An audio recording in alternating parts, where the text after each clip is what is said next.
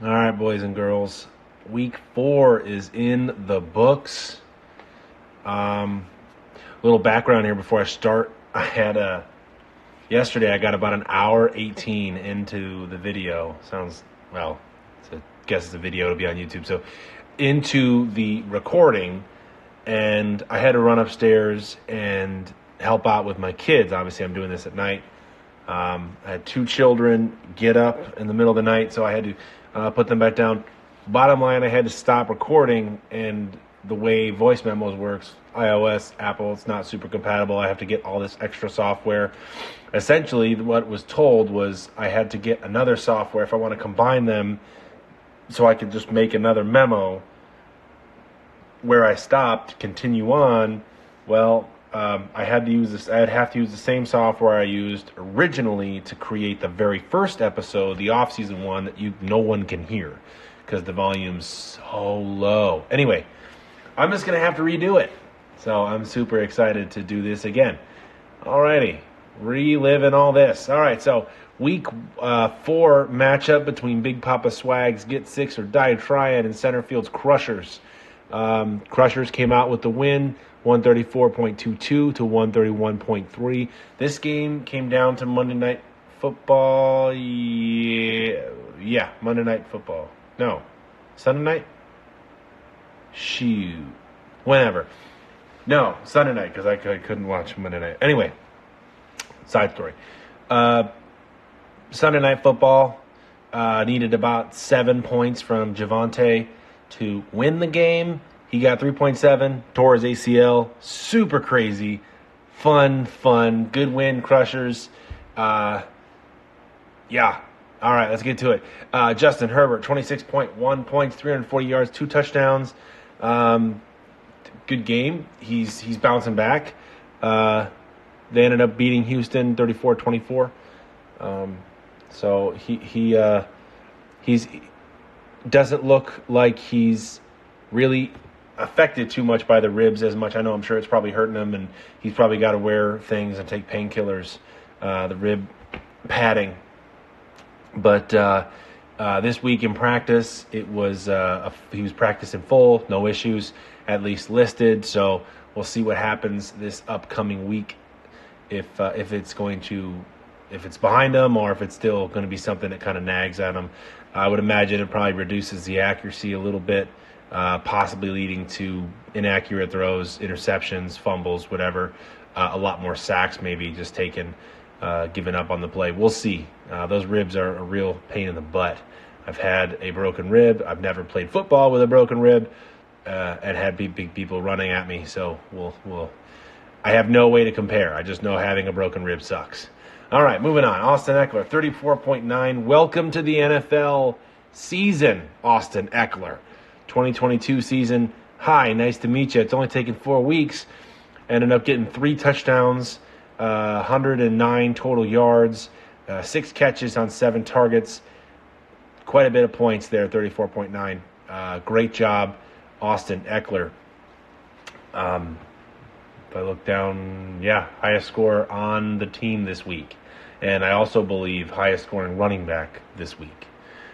Moving on, as previously mentioned, Javonte Williams, torn ACL, out for the year. Probably be back in time for summer training camp, maybe week 1. We'll see what happens there. Not really a concern the rest of this season. 10 carries, 28 yards, and 1 catch before going down. Got 3.7 points. Sad day for me. Happy day for Centerfield. All good in the hood. All right, Ja'Marr Chase had another pedestrian outing. It really does feel like Burrow is just not really targeting Ja'Marr Chase. He got 6 targets in this game, 4 catches for 81 yards. I want to say, let me see, what was the breakdown? Mixon got a target. P. Ryan got a target. Evans got a target. Higgins got 9. Boyd got 5. Ja'Marr Chase got 6. 5 total targets for the tight ends. Honestly, I don't understand how Higgins got targeted more than Jamar Chase. He definitely took advantage of it and did great things. Won a really big touchdown for T. Higgins. We'll talk about that a little bit later, but just a little disappointing. It really feels like Jamar Chase has not been getting the target share that he had last year, and he's not been able to do things with it. The one big catch he had, almost gone for a touchdown, got tackled like the 4-yard line. They were going against a run the whole way, and it was play action. He got right around the DB immediately. You could see it on screen. Saw it happening live. I was like, oh, big game for big. If he throws it to Chase, he did, and then he got tackled at the 4. I was like, mother of pearl. Ridiculous. But 12.1 points, definitely a down, poor week, poor showing. But it's still, as far as wide receivers go, not bad but not going to cut it, Jamar Chase, for what you were billed, for what you are as an athlete and a football player. Too talented. Let's get some TDs. All right, moving on. Tyreek Hill, 26.9 points. He had 10 catches on 14 targets, 160 yards. Didn't get any touchdowns. I don't understand with these wide receivers. No touchdowns. If I look at it, I've had one wide receiver get a touchdown. It was my flex. And one running back get a touchdown. Other than that, and he got 3. Other than that, outside of the quarterback, who obviously is going to most quarterbacks are going to at least throw one touchdown or get it on the ground. Pretty bad week. Definitely the trying. Didn't get 6. So terrible name because it came back to bite me. Definitely lost this week for that reason. Just kidding. I mean, it's whatever. Anyway, great week for Tyreek Hill. Had a really good rapport with Teddy Bridgewater. And I don't know what happened with Jalen Waddle, who we'll talk about here in a minute. He didn't really get the targets, and not only did he not get the targets, they weren't the best targets either. But Tyreek Hill made the most of it, a lot of it near the end here with Bridgewater kind of playing it safe, throwing it to Tyreek Hill across the middle to the outside. He just went out of bounds, 2 yards here, 4 yards there, 8 yards, moving the chains, moving the ball, and unfortunately they did not win. But Teddy Bridgewater looked pretty sharp, especially with having no reps, or minimal reps. I guess I'm gonna imagine Tua probably didn't practice fully, but I don't know. I'm gonna come out and say I'm pretty sure Tua might even be put on IR for the season. I don't know if that's actually going to happen, but I have a buddy who, actually I say buddy, but I mean he's a buddy, but it's a brother-in-law, and he actually suffered a concussion and then played football again 4 days later and got a TBI, traumatic brain injury, from that, and it effectively ended his football career. He was in college at the time. Really good, hard-hitting safety. He was kind of he threw his head around a lot. He threw a lot of his weight around. He's still struggling. That was he was a year. So that was almost 15 years ago, and he's still struggling with traumatic injuries, debilitating things. So all that aside, everyone's brain works differently, but Tua, this could be career ending. This could be out for the season. Get your head right. This is something where you don't really want to mess with it. Having a concussion and then getting a TBI, that's big, big bad. So he needs to be careful. I think Teddy Bridgewater might even be taken over this season, I think. And we'll see what that does for Miami overall. But Tyreek Hill seems to have pretty good connection with Teddy Bridgewater, so Tyreek Hill's fantasy value might be okay. Jalen Waddle may dip a little, but that may also be corrected with just practice. No big deal. All right, Kyle Pitts, what a disappointment. He's now had 3 out of the 4 weeks scoring about 3 points. What a dumpster fire. He got one 25-yard catch and on like the first drive, and then was targeted 3 more times, and that was it. Really bad day. 3.5 points. Ugh. Chris Olave, he had one of the better players for New Orleans. Andy Dalton throwing the ball, really like 180 yards. I don't know the actual stat, but I looked at one point and I was like, we're going this entire game and he's throwing like 3 yards down the field? It was terrible. But all in all, Chris Olave made the most of it. The very first catch was a 15-yard touchdown, and he ended up with 4 of 7, 67 yards, and that touchdown. He got 16.7 points. So a good flex play this week for sure. But yeah, that hopefully, I think Jameis might be back this coming week in week 5. So he might be able to get back to getting a little bit more yards. But there was a pretty glaring difference with Jameis's targets to Olave, where differing from the Red Rifles' targets from Olave, they were a little better from, even though you didn't get as many yards, they were better targets from Andy Dalton versus Jameis Winston, who just chucks it up and hopes Olave can come down with it. And he might get one of those out of like 6 deep balls. So he's had quite a few targets and not a lot of catches. So we'll see if that ends up being a difference, or if that just kind of goes back to hopefully he just gets a deep play and that's where he gets points. I don't know. Olave, though, rookie, I think he's got a bright career, definitely. One of the players who at the beginning of the season could be looked at as offensive rookie of the year, and I still think that it's definitely possible. There are quite a few rookies that are doing really well, so not something that is out of the picture yet for him. Najee Harris had a pretty decent game. Decent, I say, probably best as far as yards per average. Let me look. Actually, I want to look that up. His yards per carry. What? Oh, that's reception. So his yards per carry was the best it was all season. He had 4.1 versus sub 4s week 1 through 3, but he did not get a touchdown. And also, for whatever reason, this might be the first game he's ever had without a target. Actually, yes, his first NFL career game without an actual target in the passing game.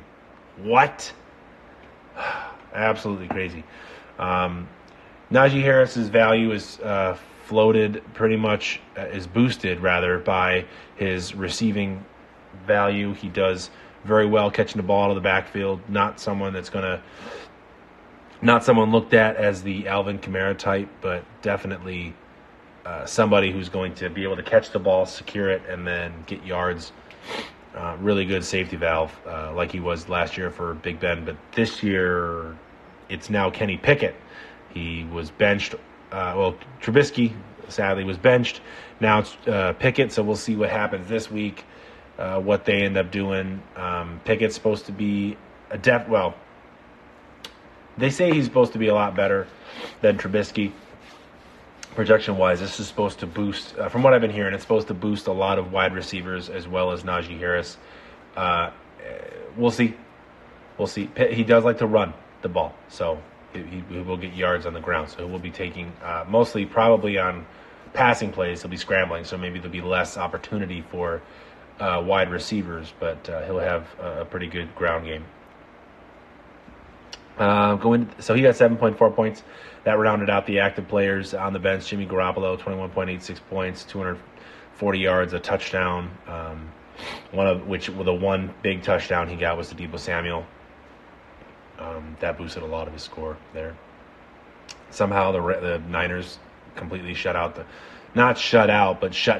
the Rams. They only got 3 field goals, which is crazy.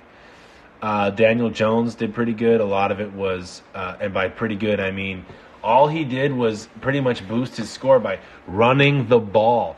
So he had he had 3 less rushing yards than he had passing yards. 2 touchdowns on the ground, 6 carries, 68 yards, 2 touchdowns. Those are his rushing statistics. He then threw 13 passes, connecting on 8 of them for 71 yards. I don't know what happened in this game. I don't know why that was the way it was. He apparently was injured, or maybe he went down with an injury and missed time. I have no idea. All I know is that that's absolutely crazy. Oh, right, he did get injured. Tyrod Taylor came in, and then Tyrod Taylor got injured, so Barkley was the playing in the Wildcat. But he still got 21.68 points, so 664 points, so that's pretty good for that. But yeah, he's I've always liked Daniel Jones. I believe Daniel Jones is a good, not great quarterback, but someone who's going to be able to move the ball. He'll make mistakes, he'll fumble, he'll throw picks, but he also moves the ball with his legs. I don't think he's had the best team to really showcase his talents. I think this year with Daboll there, he's going to do better. So I kind of wish the best for Daniel Jones. Jeff Wilson, 13.4 points. He's been pretty solid since taking over for Eli Mitchell. He had the exact same amount of yards and touches. He got everything the exact same as Najee Harris, but he got a touchdown in one of his 74 yards on 18 carries. So he had the exact same yards per carry average, but he got 13.4 points because he got a score. So good for you, Jeff Wilson. Michael Carter got 4.9 points. He only got 29 yards, but he still got 11 touches, so he's still being used pretty decently there in New York. I believe Breece Hall got quite a bit more work, which has kind of changed how the trend has been the first couple of weeks this season. That's kind of been with Joe Flacco. They were all kind of the same, Breece Hall and Michael Carter, but with Zach Wilson, looks like it's going to be one of those things where he's going to lean heavily a little more on Breece Hall versus Michael Carter. We'll see how things shake out now that he's had only 1 week, small sample size. Kenneth Walker, 3.4 points. He's getting a little bit more usage. He got 9 touches there, 29 total rushing yards. He had one catch for -5 yards, so kind of negligible, but probably better off just dropping the pass, at least as far as real world goes. Rashad Penny. Yeah, Rashad Penny. I knew it was Penny. First name. I think it's Rashad. Anyway. Goodness. Words are hard. So Penny had an injury, and which might have been the reason why he's got the carries, about 8 carries. But he didn't practice yet this week as of this recording, which is Wednesday. He may still get in a couple limited sessions and then still be good to go for Sunday. But if Penny doesn't play, it's the Kenneth Walker show, and we will see what he can do. Pretty crazy game, Seattle, Detroit. Who'd have thunk? Seattle ended up coming out on top, so it's pretty good for Seattle. Definitely been left for dead in the NFL world. I don't think anybody would have ever projected that after 4 weeks, the worst team in the NFL, the winless team was actually the Raiders. I know some Raiders fans would be like, "I knew it. Carr sucks," but I mean it's a tough division, AFC West this year. But the Raiders are. I can't believe it. No, wait, they got to win. Did they beat the Raiders won, so they're not winless. I correct my previous statement. They beat Denver. But as I was. Okay, Allen Robinson, I got no words. 2.7 points, 2 catches for 7 yards. I saw just a headline that McVay said that Allen Robinson's lack of production is not all in his not all his control as to why Allen Robinson's, speaking of him specifically, it's not all Allen Robinson abilities or it's under. I'm totally butchering the headline now. Good Lord, that's the one thing I read. Either way, he's kind of placing the blame not all on Allen Robinson's shoulders, but if you're targeted 6 times, you come away with 2 catches for 7 yards, I put the blame on your shoulders, at least a good chunk of it. You got 6 targets. You can do something with it, man. Stafford's not that bad of a quarterback. Although they did play poorly overall, as a team, the Rams didn't do well. So maybe Stafford had a bad game, but this has been kind of a trend all season. He had 1 game where he did good. He got 15.3 points. But then after that, he's had a 2-point, a 4-point, and a 2-point. So, man, He's literally the exact same scoring output, different week that he hit, but same scoring output as Kyle Pitts. Come on. Such high hopes. They are probably picked around the same time, too, in most drafts, most regular drafts. Noah Brown, his usage is starting to decline. He had one catch that was 40-plus yarder. He had 3 catches, total catches on 6 targets, 61 yards. His usage is down this week thanks to Gallup being back, but in reality, his snap count has been dropping since week 1 to all the way to week 4. Now that Gallup is back and playing, I know Gallup played I think Gallup played in week 3 too, but Gallup is maybe I'm thinking of Godwin. I don't know. Gallup is back and will probably have take a lot of the opportunities away from Noah Brown. Still got 10 points. So, I mean, not a bad week, but it looks like he's heading back to obscurity. Terry McLaurin, he had a notoriously bad week, had the exact same targets and catches as Allen Robinson, but was able to double the yardage output. And he had 15 yards on 2 catches of 6 targets. In a loss to Dallas, it was just a bad week. In this matchup alone, there are 3 wide receivers, all 3 wide receivers for the Commanders that are any good or worth worth rostering, I should say. Let's keep the cussing to a minimum. He had 1 less target than Samuel did, and half the yards, but it was it looks like a bad week overall. Kind of crazy seeing as how Wentz was at least passing the ball like crazy so far this season. Pickens had the best game so far. He also had, I believe, was the most targets, most catches, and yardage out of all the Steelers receivers. They lost, and I think a lot of the targets and things came after Kenny Pickett was in. So since Pickett is now the quarterback, kind of wondering to see maybe if Pickett picked Pickens. Stupid. All right. 6 catches, 8 targets, 102 yards. Good week, Pickens. I don't think this is going to be a consistent output, but it's nice to see that he can get involved and take over as the number 1 wide receiver spot. He's very, very talented. Had a catch a week ago that was catch of the year nommed already. OBJ-esque catch. Pretty good. Dallas Goedert, 12.2 points. He's about as steady as they come. I think his worst week was 7 points, 7 and some change, and his best week was 13. So 9 to 13 is his range. And if he's averaging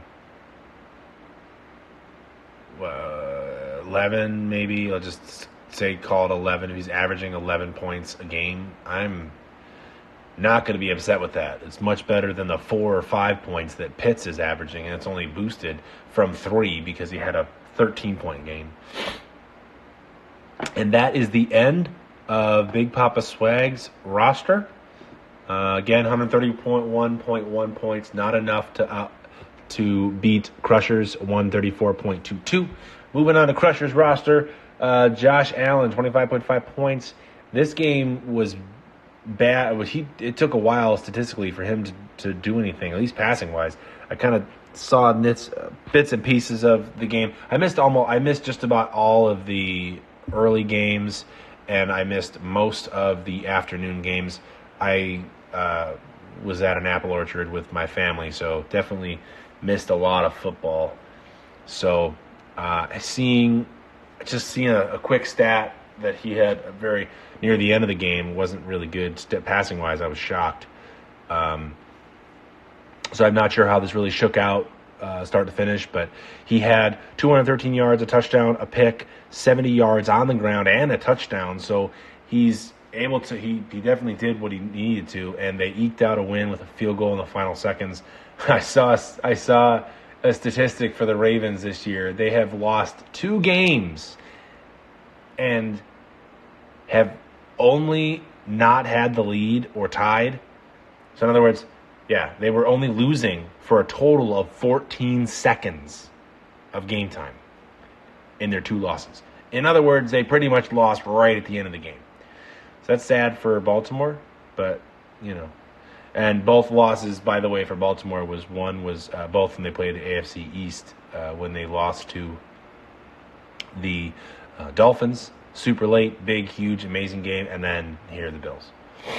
So I'm shocked that the Browns are number 1, tied for first in the division with 2-2. So they're listed as the top one, so they're technically in the lead. And the Bills are second. Sorry, just going to gloat a little bit. All right, Jonathan Taylor, he was injured. He had a boot on in practice. He has been listed out for tomorrow, Thursday's game against the Broncos. He had a pretty poor game statistically. He had 3.3 points, probably one of his worst games since he was a rookie. When he was splitting time with with Hines, because again, Marlon Mack was out beginning of that. I think the preseason he got injured. He had 20 carries, 42 yards, 1 catch for 1 yard, and lost a fumble. So, yikes. Saquon Barkley, however, had a pretty decent game. Not up to the same standard that he is setting so far this season, but a good game nonetheless. He had quite a few carries and touches, all because of the fact that the quarterback situation was abysmal, especially after Jones went down and Tyrod Taylor came in, and they didn't have anyone after Tyrod went down, so Barkley was in the Wildcat for a while. He had 31 carries for 146 yards, caught 2 passes and for 16 yards. No touchdowns, which otherwise could have shot his score through the roof here. This kind of a game, I would imagine he probably got 2 scores at least. Obviously, he did not. But it does seem that whenever Saquon Barkley does not have a huge breakout 20-plus yard run or 40-plus yard run, it's tough for him to get points. Clearly, that was not really the case this week, but didn't get a touchdown. Even so, still got 18.2 points. So that's great. Good job to Saquon.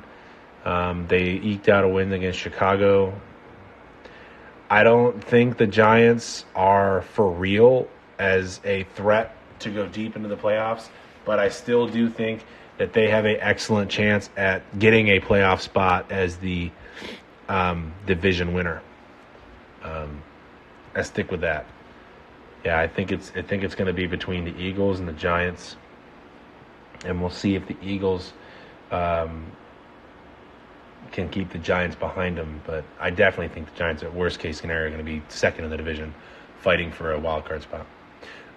Justin Jefferson, 32 points. Great job, Justin Jefferson. He had one rush for a touchdown, 3 yards, but he also had 10 catches on 13 targets, 147 yards. Very reminiscent of Tyreek Hill's game. The difference is Jefferson got a touchdown, so that's why he got 32 points versus the 26.9 that Tyreek Hill got. But great game for Justin Jefferson. Definitely kind of blew up back there. He's had 2 down games where he had, as far as his normal output, he had a 40-point game week 1, then 10, then 4, and then 32. So kind of all over the map so far. He'll probably level out and kind of average about 24 points a game, I would imagine.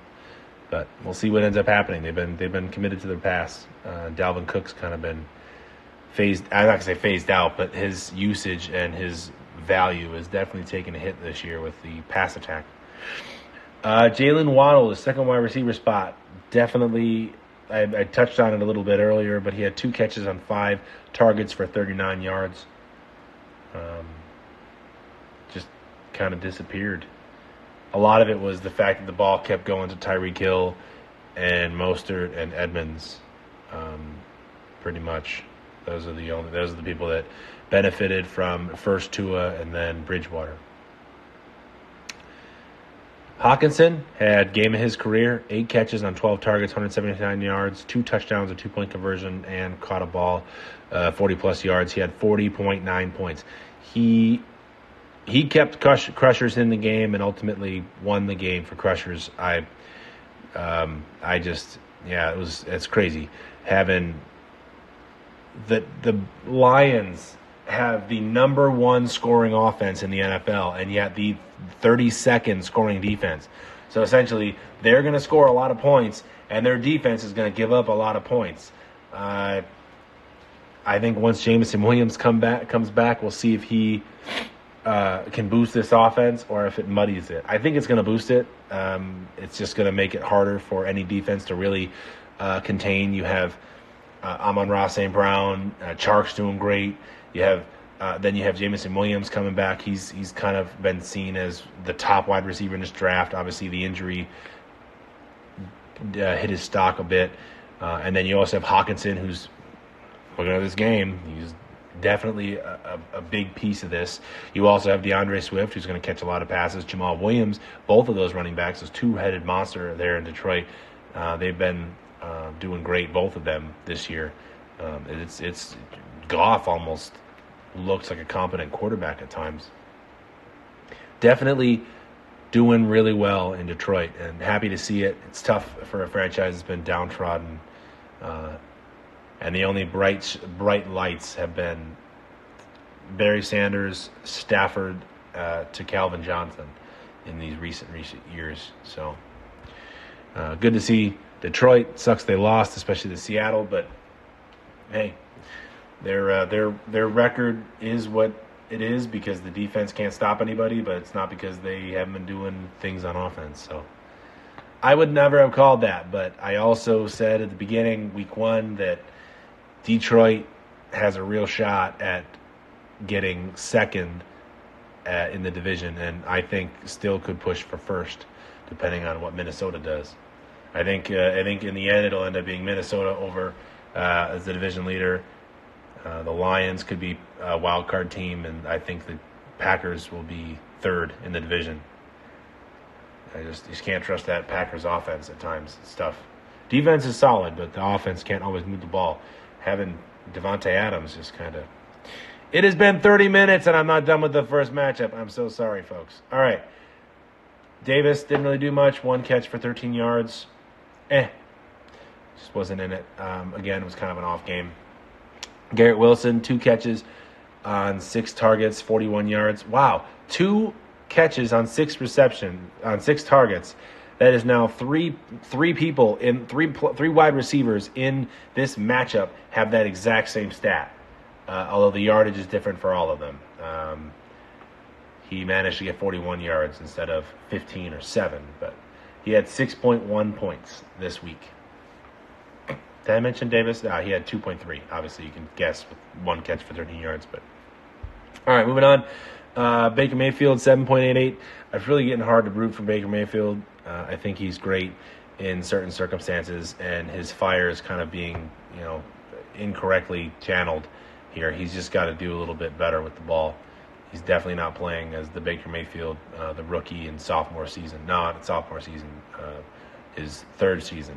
The first and third were his good years.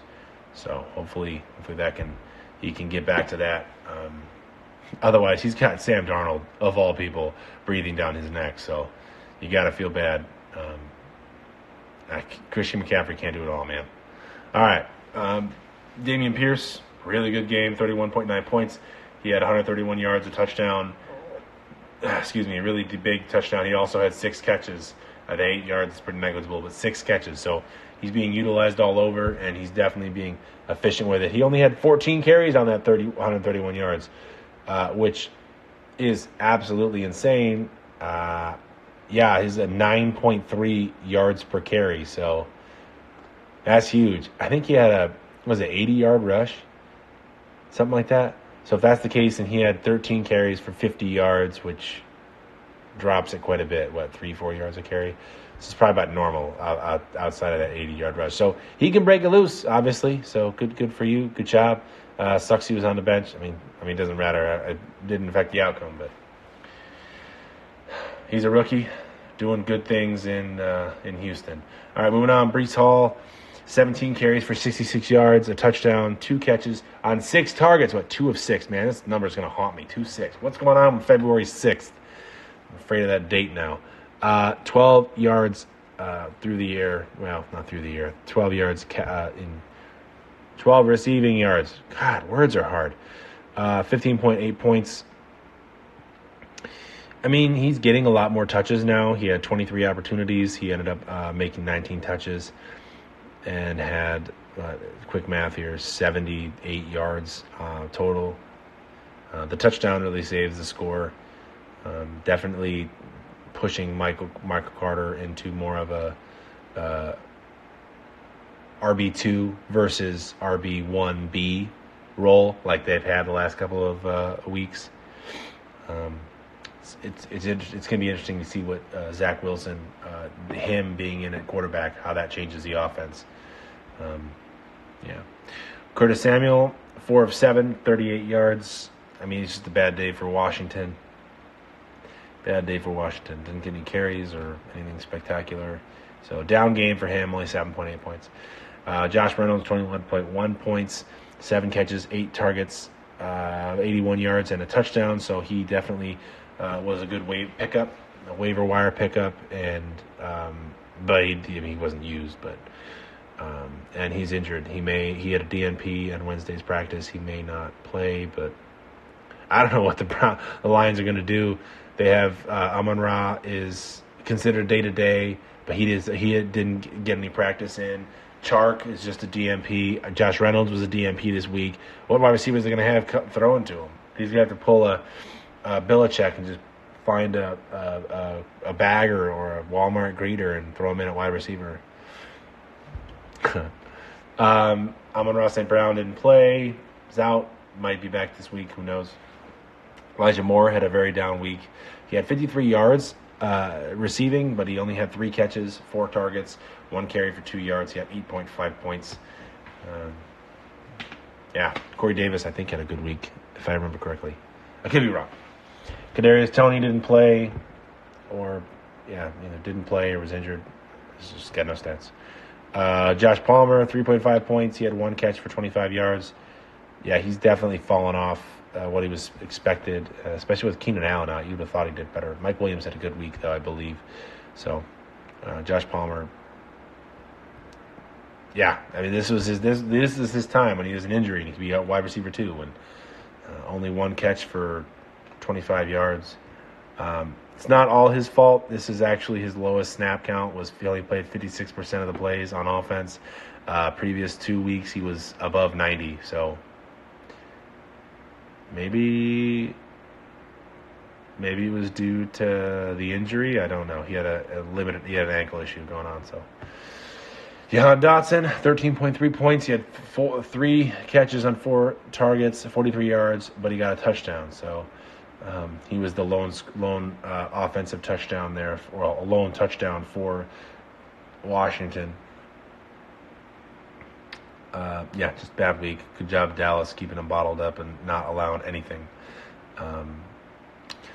Dawson Knox, 7 points. He had 3 catches, 6 targets, 40 yards. I think he was on the injury report. It says here questionable, but he was a DMP in practice. That's where I saw that. Thanks for refreshing my memory. And then Bellinger, 5.3 points, 3 catches for 23 yards. I don't know anything about you, Bellinger. Are you a rookie? Let me see. Yeah, he's a rookie. Playing a decent amount of snaps. Actually, he's gone up every week. 48%, 58, 60, 60. So I don't know anything about this guy, but Bellinger is getting some points. He had 8 week 2, 8 week 3, and then 5 week 4. So could be a factor moving forward. You never know. All right, and that wraps up after, holy crap, 40 minutes. This definitely went a lot longer than the first time. First matchup, I don't mean to talk about it that much, but yeah, Crushers, good job. Good job on the win. All right, second matchup, the name is P, Suck My Unit versus Motley Fool and Choco Taco. 137.08 was the winning score. The name is P over Motley Fool, who got 108.58. This game actually came down to the Monday night game. Choco Taco had a pretty good chance at winning. I think it was like 48, 46%. And Cam Akers laid an absolute egg, and Deebo Samuel just went nuts. So Choco Taco almost accidentally won this week. Breathe a sigh of relief there, Motley. You almost accidentally won there. All right, the name is P. Kyler Murray had a good game. A lot of it was the touchdown on the ground and the 2 passing touchdowns, 3 total touchdowns. He had a pick, only 270 yards. So he got some carries in, 26 yards, I'm assuming, on broken plays. Call of Duty comes out in a couple of weeks, so his scoring might dip here, so ride him while you can the next couple of weeks. It'll probably drop down there soon. Ezekiel Elliott, 10.10 points. There's a couple 10.10 so far. A couple in the last matchup, one here too. Neat. Anyway, 19 carries, 49 yards, 2 of 2 for 32. Ezekiel Elliott, the gas is, he's definitely fading and as far as efficiency. But the offensive line in Dallas is not what it was when he was a rookie. So his insanely awesome stats and everything that he put up the expectation, and especially for fantasy, he's fallen off a lot, and a lot of that has to do with the offensive line, but also he's got a lot of wear and tear in his body. So he's also just a weird guy. But Ezekiel Elliott got 10.10 points, not terrible, but definitely tough to be as a running back. Antonio Gibson, 9.3 points. He's pretty much dropped in usage and effectiveness ever since week 1 when he got about 20 points, I think it was. 13 carries this week, 49 yards, same amount of yards as Ezekiel Elliott. He also had 3 catches to 14. I think once Brian Robinson comes back, he gets pushed out almost completely. I think McKissick will start to take over that passing down. I don't know what's going to happen with Gibson, but I don't know. I don't trust him. I don't like him as a running back. He did good week 1. Made me kind of think, well, maybe not. But Brian Robinson's coming back. He already took him out. He just had to get shot to get his shot. So we'll see. Deebo Samuel, great week. Had that really big catch, which I talked about earlier with Garoppolo. He had a 50-some yard, I think 57 or 56. Sue me, I might be wrong. Touchdown catch. He had 6 catches for 115 yards. But he also, oddly enough, he only had 2 carries. He only got 2 yards out of that. So the Rams were able to stifle his carries, but he did enough. He did enough to get the win, almost 30 points. So good job, Deebo. CeeDee Lamb, 21.7 points. He had 6 catches, 8 targets, 97 yards, and a touchdown. Dallas was clearly the better team over Washington. I think Washington's definitely headed for the basement in this division. Good job, CeeDee, starting to have a little bit better time. He's been, the last 3 weeks, he's been above 15 points. So started to scare people. Week 1, and he had 4 points. But Darren Waller, this is kind of what I expected. For him to be like throughout the season. It actually shocks me looking at this that the first 2 weeks he got a combined 28 points, but the last 2 weeks he's had 10. So he's I kind of thought Darren Waller, he's a good tight end, but with the amount of targets they have that Devontae Adams will require, that Renfrow can do, I think it's just going to be kind of nuts. Although the funny thing is he was producing when Renfrow and Adams were there, and then Waller stopped producing when Renfrow went down with the concussion. I think he missed last week and also missed this week. So it's a weird happenstance, but yeah, 3 catches for 24 yards, 5.4 points. So yeah, Khalil Herbert definitely had a much better week last week as far as yardage. He still got over 100 yards. Didn't get any touchdowns, at 11.1 points. So he did enough. And they lost to the Giants, and it was just a really bad game offensively. But they stuck with the run, and Herbert really made the most of what his opportunities. DK Metcalf, this is the poop game. 22.9 points. He had 7 catches on 10 targets, 149 yards. Actually, did he catch the ball at all after he went poop? I don't know. After he got carted to the locker room to take a dump. Crazy. So that's the end of his active roster. On the bench here, we have Justin Fields, 11 points, 16 points. Justin Fields supposed to do better this year. Kmet and Mooney. I think they had Pringle, too, as a wide receiver addition. And they were supposed to do bigger things than they did last year. And they are just like the worst offensive team. They can't do anything. Somehow they got 12 points. But I think all that's because Khalil Herbert's able to move the ball. I don't know how they won.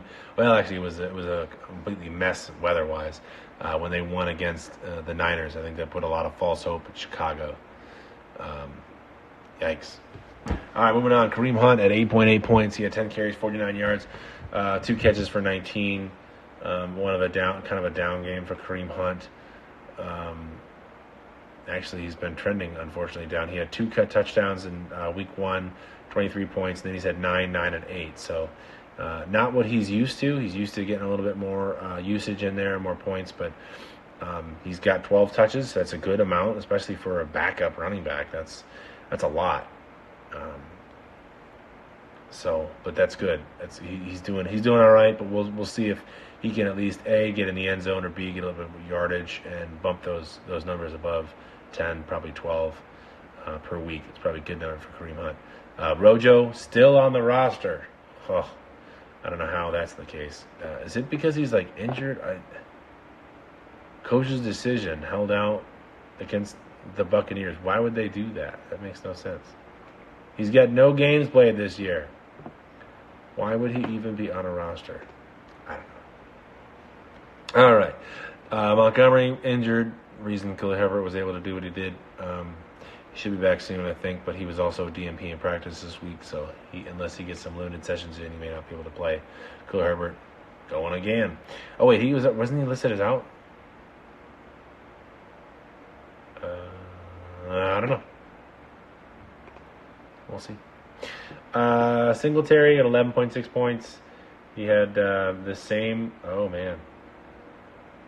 One more carry, but the same amount of yards as Kareem Hunt. He had 11 carries, 49 yards. He had 4 catches, 47 yards, but lost a fumble. So he had 11.6 points. Singletary is, he did good in one game so far this year. Other 3 have been meh or to bad, but Buffalo's still winning. They lost to the Dolphins, but otherwise, he's not. I mean, he's not. It's not required. It's all on Josh Allen's shoulders. Buffalo does.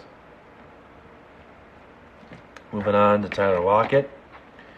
Pretty good target share. He's pretty much. It's him and obviously DK Metcalf. And everybody expected Geno Smith to kind of fumble and not necessarily literally fumble, but fumble away the opportunity, just kind of do terrible.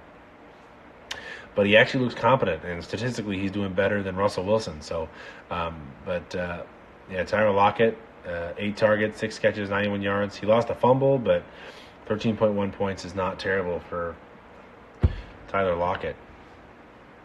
Putting up fairly decent flex numbers. So, kind of crazy. Crazy that that's what's going on in Seattle. Nuts. And then that win in Detroit was big for them. Godwin played. Didn't do much after he caught the ball, from what I was understanding. He did have 10 targets, 7 catches, 59 yards. So he's getting the looks, but he's not able to really do much with it. But he got 12.9 points, so that's still good. It'll probably bump up throughout the year. Donovan Peoples-Jones, he had a really good week 1 and then disappeared the last 2 weeks and then came back. Hello. 5 catches, 9 targets. So we had 20 targets total in week 1 and week 4. I don't think he had but 1 or 2 targets in the other 2 weeks. Crazy. But he did get 71 yards. So Got him 13.1 points, pretty decent. Chase Claypool, very disappointing. 2 targets and no catches. Bad. Claypool seems to have been supplanted a little bit by Pickens. Not really sure where he lines up a lot, but statistically, Claypool is not doing. I think Claypool is going to end up finding himself as wide receiver three. Wow, wide receiver 3, and maybe even bump down to wide receiver 4 if Calvin Austin, after he's back, can show some life. Rondale Moore, I know he's supposed to have a kind of a breakout season this year. He was targeted 5 times, had caught 3 catches for 11 yards, got 3.7 points. Just a bad week. Let's chalk it up to a bad week. And Tonyan, 2 catches, 22 yards, 1 touchdown, and 10.2 points. So good job, Tonyan. Caught everything thrown his way for 22 yards, got a touchdown. So good game. Just obviously he's not getting a lot of use, which is sad, but it's all good. All right, so that's the name is P. We went on to Motley. He had Joe Burrow get 31.08 points. He had 287 yards, 2 touchdowns through the air. He had 5 carries for 6 yards. Miami's actually pretty decent defense. I think he got sacked a time or 2. I don't have the statistic in front of me, but definitely got harassed a bit. Still able to make some stuff happen. Joe Mixon was able to run. Joe Mixon just, whenever he got within the 5-yard line, he just did not go down, refused to go down. And I think I was watching the game, and he started to do, in the open field and obviously outside of the red zone, he would get hit and he would go down. But, Mixon had a good week, and I think helped a lot with contribute to the win and make Burrow look better over Miami. So good week for Burrow. Yeah, definitely a good week. The biggest point boost for Burrow is the big 70 or 50-some yard catch from Higgins with a touchdown. So Miles Sanders had a really good week, 29.6 points. He had 2 touchdowns on the ground, 134 yards on 27 carries, 2 catches on 3 targets for 22 yards. Jacksonville is a real feisty team this year. I don't know what kind of noise they're going to make throughout the entirety of the season, but this 4-week sample size, they look pretty good. They lost to a really good Eagles team, but it was a close game, it looks like, here score-wise. Again, I missed the game, but Miles Sanders had himself a day. Let's see here. Cam Akers, I already told you, laid a goose egg. Didn't get 0. Okay, he didn't lay an egg. That would mean he got 0, but he flubbed his opportunity. 8 carries, had 13 yards, and didn't catch his only reception. So Cam Akers shouldn't even be starting right now. Both Henderson and Akers better be on benches as far as usage-wise and effectiveness. Cam Akers has not come back from his Achilles fully yet, and he's a great running back. Maybe he's lost a lot after that Achilles injury. They haven't really have any running backs have any sort of positive recovery after an injury like that. He's had a pretty low efficiency rating since he came back from that injury. I mean, it's pretty bad.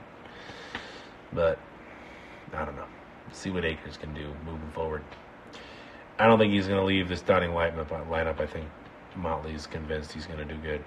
So you keep believing in your team. Let's see. Rashad Bateman. Wow. Only 17 yards. So, yeah, definitely a down week. He looks like he's got questionable for the week. I don't know what's going on there. But 4.7 points for Rashad Bateman. Bad week against a really good defense. So chalk that up. Treylon Burks, he had 1 carry for 4 yards. He had 2 catches of 14. Really messed up his legs, so he's going to be out for a while. I think, did he get put in IR?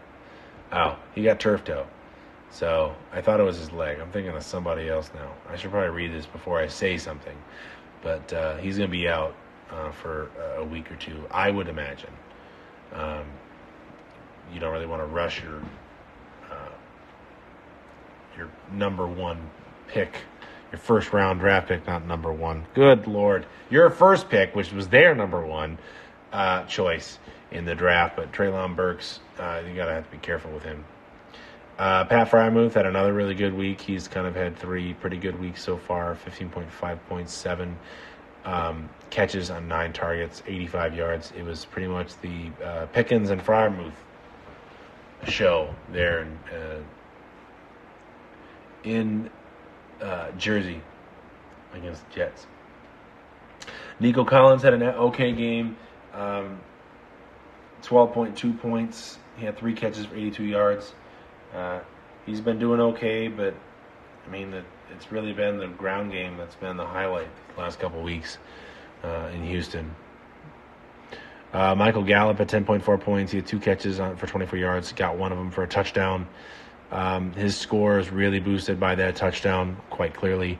But, I think his usage is going to go up in the coming weeks, and he'll start to actually produce good points. Why he was in this anyway. Jared Goff at 42.22 points, 378 yards, 4 touchdowns. He had 2-point conversion. Passing, he did throw a pick. He also ran in a 2-point conversion. They still lost by 3 to Seattle, but Goff has been playing out of his mind so far this year. Zach Wilson played, got 20.78 points. Caught a touchdown pass, threw a touchdown pass. He did throw 2 picks, 252 yards. But hey, it was enough to beat Pittsburgh, so hooray Jets. Mills had a little bit of an uncharacteristic game for him. I wouldn't say he's like the great quarterback, but of his rookie class, he played like this. He was the second best quarterback last year as a rookie, I think, behind Mac Jones. Mills, 246 yards, 2 touchdowns, and 2 picks. So the picks was a little bit outlier. He's a very decent. He's a decent game manager, and throwing that many picks, kind of not used. Sorry for the yawns, guys. It is 10:30 while I'm doing this, but I'm not normally this tired this early. I accidentally got like a 20-minute nap, threw off my whole awakeness schedule, so my apologies. Zach Moss, 3 carries, 6 yards, 0.6 points. Not much to say there. Pacheco got 6.3 points. He had 63 yards on 11 carries. He got used pretty good in the opener, and then 2 down weeks, and this is not super terrible for him in week 4. But, we'll see if Pacheco or Edwards-Helaire can keep up their point barrage. Edwards-Helaire been a big surprise for me this year. I did not expect him to start like he did. Jaylen Warren, 3.2 points. He's pretty much the handcuff to Najee Harris. And if Najee Harris does go down, Jaylen Warren's probably going to split time with what's his bucket? I can't even. McFarland? No, I can literally look. Hang on. Snell. Snell. Benny Snell. All right. Yeah. Mason didn't play, 0 points. David Bell, 5.5 points. He had 2 catches, 35 yards. He's a playmaker. He can do stuff with the ball. He's obviously not showing that so far this year, but I think when Watson comes back, the passing game will probably open up a little bit more and show a little bit more opportunity for David Bell. He's having a slow start this year, but you have Jacoby Brissett as your quarterback, and you're on a running team. Especially the scheme is definitely going to be a run first team. You got Jacoby Brissett starting, so that's just what it is. Christian Watson, 9.3 points. He had a touchdown on 15-yard carry, and he had 1 catch for 8 yards. That touchdown saved his points, but he's definitely been a bit of a disappointment. He's being outplayed by Romeo Doubs. Watson was at a D2 school. Dobbs was, I believe, at Nevada, so he's been playing D1 competition. So, I mean, just based off of their resume, you'd be like, it'd be expected. But Watson being a second-round pick and Dobbs was like a fourth or fifth-round pick, I think fourth. It's not that big of a dip as far as expectation, but Dobbs is definitely in conversation for wide receiver one on that team. So, I think Watson had an opportunity. I don't know what happened, but it doesn't seem like Rodgers really trusted him. 4.3 points for Mike Gesicki, 2 catches for 23 yards. He had a touchdown last week, which buoyed his points last week. But for the most part, Gesicki is going to be a very talented tight end, but he's going to get more use in real life as a good blocker and someone who might catch 1 or 2 passes a game. But fantasy-wise, he's not. Seeming like he's not going to be producing anytime soon anything consistent and worthwhile. Big shock of the season. I know I talked about this a week or two ago, but Cole Kmet, hold on. He had 3 catches for 16 yards, which now gives him 5 catches for 56 yards on the season.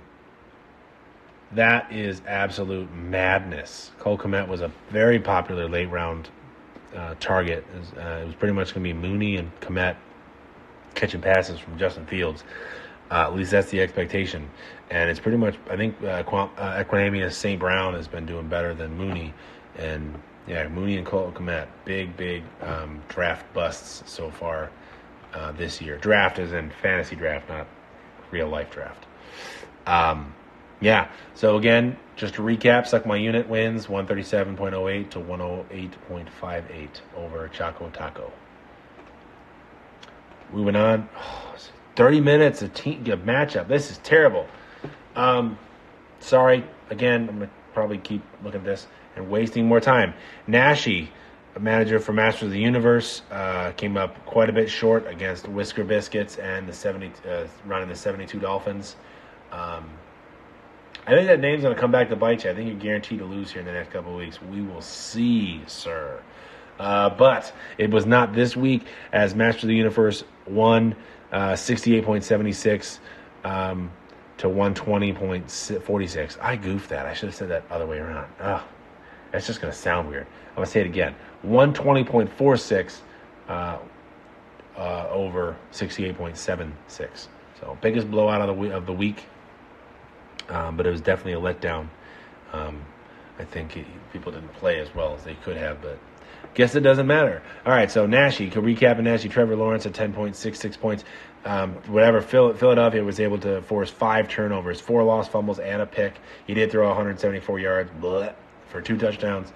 So, that's a really bad week for Trevor Lawrence. But the Jacksonville Jaguars still were competitive and stayed in the game. Jacksonville, there's a bright future for you there this year. It looks like you guys are on the way up. We'll see. We'll see what ends up happening. I think it's hilarious that after 2 weeks, Jacksonville was the only team that was 1-1. So they were the only team with a win in the AFC South. And are they still? I don't know if they're still on top. I have to double check. But we'll see. Joe Mixon had a pedestrian week. Did get that touchdown early on in the game. Got 61 yards on the ground and that touchdown. 4 catches for 13 yards. He got 17.4 points, so not terrible, but not really that great either. As for what his expectation is, not great. 17.4 points from your running back is a decent stat line. Ramondre Stevenson at 14 carries, 66 yards. Wow, that's kind of drug on there. 4 catches on 5 targets, 23 yards, 12.9 points. We'll see if he can kind of boost these numbers up a little bit, but not doing terrible. I think he's going to constantly be in Damian Harris's shadow as long as Harris keeps getting those goal line carries. It's tough, so tough to trust New England running back, any one specific running back all season, as they do the committee and they kind of run a hot hand a little bit. And one running back might be able to be the key to that that matchup against a specific defense each week, but it changes week to week. So, but 12.9 points, again, not terrible for point-wise. Amari Cooper had a real down week. He had the last couple weeks. He's been doing great. He had 4 targets, which I don't know how you only target him 4 times, but he had 1 catch for 9 yards. So 1.9, that's a big bust this week as far as expectations go. Probably one of the reasons why they lost. Sad day. Juju had 9.6 points, 5 catches, 8 targets, 46 yards. He's getting a lot more targets, a lot more usage. Seems kind of starting to break down where number 1 target is, as expected, Travis Kelce. And then you've got a blend of, depending on the matchup, Edwards-Helaire or Juju as the number 2, then 3. And then after that, it seems to be maybe McCole Hardman, and it's kind of a MVS is getting some targets, but not a lot of production. So they beat Tampa Bay though. And fun fact. Well, I guess I'll leave that for when I see him in another matchup or two. Okay, and Albert O definitely should not be should not be in an active roster right now. He's definitely worth holding on to for a minute. Once Russ gets his stuff figured out, he does like to target tight ends in the red zone, just like at Will Dissly and Luke Wilson, when he was up in Seattle. But yeah, no targets, nothing, no stats. What is his? Let me look real quick. Snap percentage last week was 32. No, he had 2 snaps. 2 snaps. The snap percentage was 2.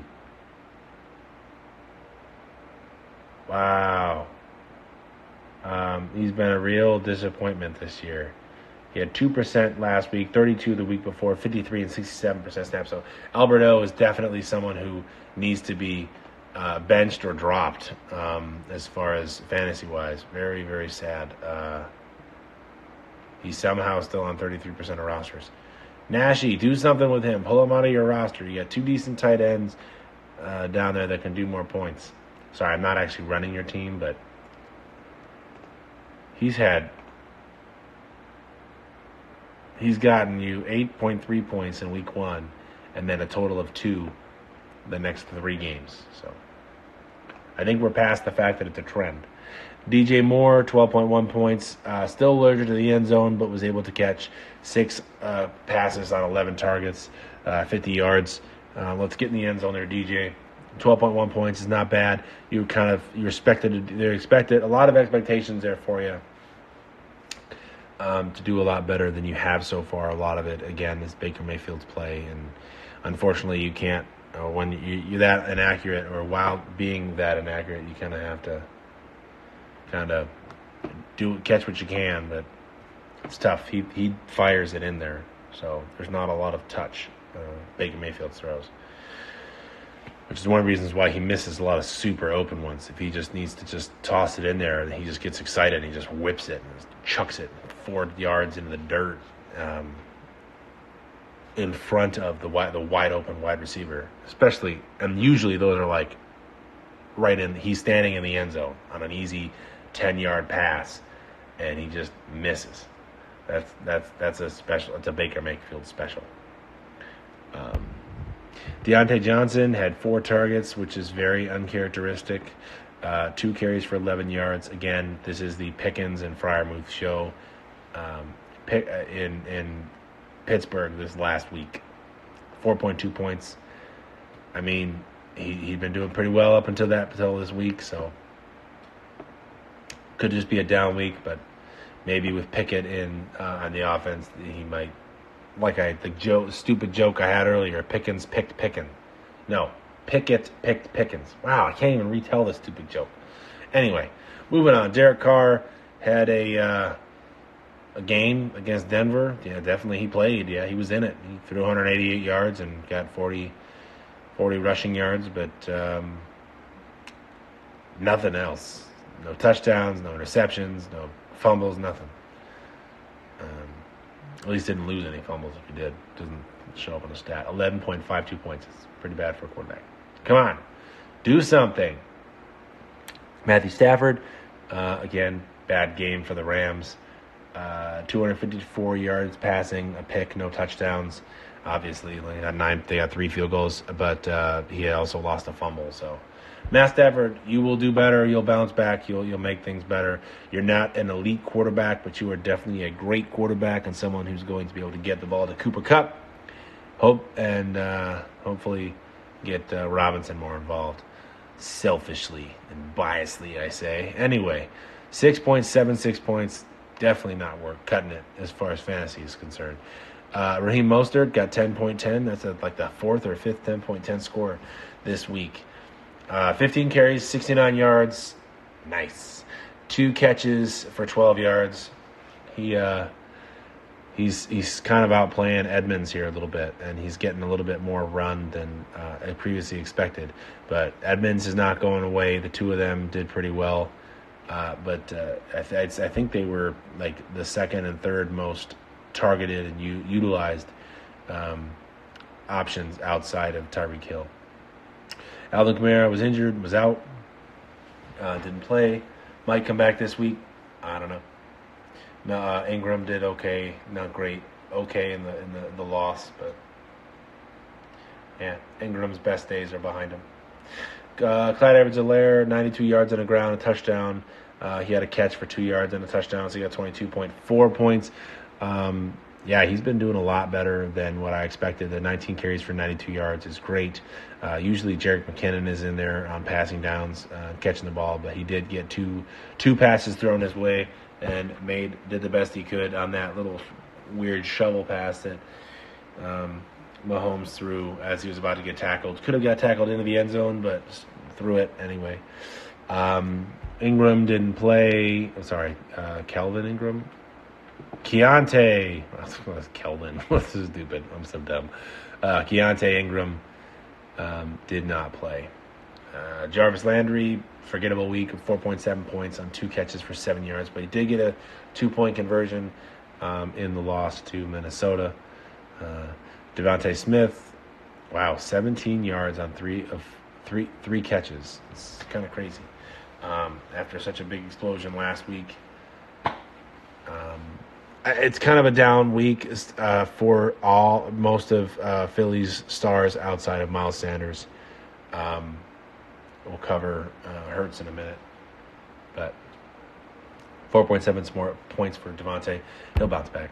Romeo Doubs, 13.7 points, was almost over 20, easily over 20. He had 5 of 8 targets. One of those targets he caught in the end zone, and as he was going down to the ground, he couldn't maintain possession, and it was ruled incomplete. He got 47 yards. He got a touchdown, and he lost a fumble, but he could have had 2 TDs, and probably it was a deep ball, so I'm assuming about 40 yards, another 40 yards and a catch. He could have had probably about 20, stupid math, probably about 25 or so points. So Dobbs almost had a massive week. Had a good week, but not great. Anyway, because of that drop. Noah Fant, 7.2 points. He caught his only pass for 2 yards and a touchdown. Good for you, Fant. Irv Smith didn't get a touchdown, got 5.3 points. He had 3 catches for 23 yards.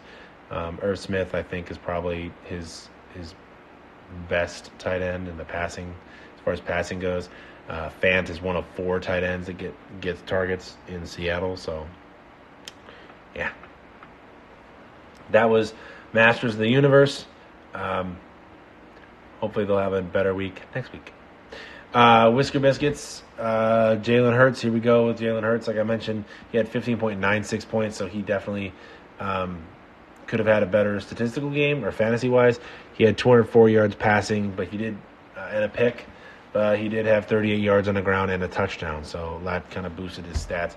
He didn't throw any touchdowns, but I think, 3 touchdowns were scored by Philly. It was Miles Sanders or 2, and a TD for Jalen Hurts. Leonard Fournette, minus 3 yards, which I think I saw a stat during the game. I just happened to watch it when they came back from the half, and they had mentioned it was the worst or second worst amount of rushing yards on a Tom Brady-led team at at the leading coming into the second half, in any half, where they had literally -3 rushing yards. It's crazy. He did have 7 catches on 7 targets for 57 yards and a touchdown, which is why he didn't have -0.3 score this week. So instead he had 18.4. So good job, Fournette, for making it up in the passing game. Aaron Jones had 110 yards on the ground on 16 carries. Wow, that's huge. He just kept breaking off like 10-yard runs. It was nuts. I saw snippets of that game. He doesn't have a single 40-plus yarder, so you know that his average was probably 8 or 9, and that it's a legit average. He didn't have any rushes that were 40-plus. I don't know if he had a 20. He might have had a 20-plus, but he did have 3 catches for 5 yards, which gives him a total of 14.5 points. It's a respectable amount. Nothing to write home about, but a good amount for a running back. Davante Adams had 19.5 points. He had a carry for 4 yards, but more importantly, he had 13 targets, 9 catches, and 101 yards. No TDs. Obviously, Derek Carr didn't do any of that, throwing touchdowns and stuff, but he was able to pull his weight in other ways. Stephon Diggs had a really down week, 4 catches on 6 targets for 62 yards. Again, it was just a tough week for Buffalo against Baltimore. 2 good defenses. It was more of a defensive affair. But, yeah. Zach Ertz made the most of his 6 targets and caught all of them, 47 yards, and got a touchdown, got 16.7 points. Zach Ertz is doing surprisingly, at least I think it's surprisingly well. I know he's always been a good tight end, but I don't know. I think that his numbers might dip a bunch once Hopkins comes back, seeing as it's Marquise Brown pretty much and Rondale Moore catching passes. But then once it's D-Hop and maybe Marquise still catching it and Zach Ertz, I think his numbers will drop a little bit. But good job this week. James Conner, and I say this again every week. There's a couple of players that I mention every single week. I'm just that broken record here. Touchdown or bust guy, quite a few carries, 15 of them for 55 yards, 3 catches for 22, no touchdowns. So we got 10.7 points.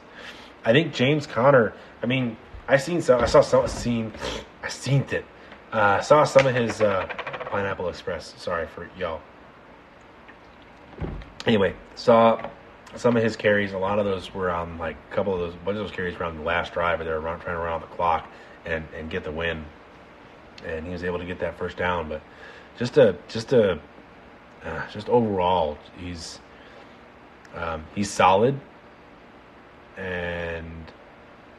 but his usage is completely tied to his touchdowns. A.J. Brown had 14.5 points. He had 95 yards. And 5 catches, so 7 targets. So he's definitely the most targeted Eagle. But yeah, decent game for him. A far cry from the 26 points in week 1. But he's kind of been up 26, down 11, up to 20, down to 14. So he'll probably have a bounce back week this week against, as I closed it out, against Arizona. Yeah. Birds are playing. The Eagles and Cardinals are playing this week, so we'll see what happens. Could be a shootout. Russell Wilson finally got it cooking together. He got 32.48 points, threw for 237 yards, which is not really all that great, but he did get 2 touchdowns and a deep completion. He also had a rushing touchdown for 29 with 29 yards on the ground, and had a reception for 1 yard. So 3 total touchdowns. It's a good week. He was efficient. Still lost though, sadly, but it was his best week. He has no injury designation coming into the Thursday night game against the Colts, so he'll be able to play and be good, hopefully. Mac Jones still injured, probably not going to be playing for another couple weeks. It's the Brian Hoyer / Bailey Zappi show, whoever ends up being the most healthy, and we'll get the start and we'll see what happens.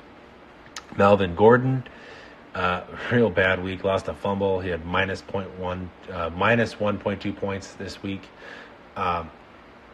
But Javonte Williams, as discussed previously, tore his ACL and is expected to carry the load now. So he will be a decent play. So we'll see what ends up happening there. He's got 4 fumbles, lost fumbles in 4 games. So he needs to tighten that up. Otherwise, Boone's going to get all the carries. P. Ryan, 1 carry, no yards. Got targeted once, 0 points. So P. Ryan's pretty useless in fantasy.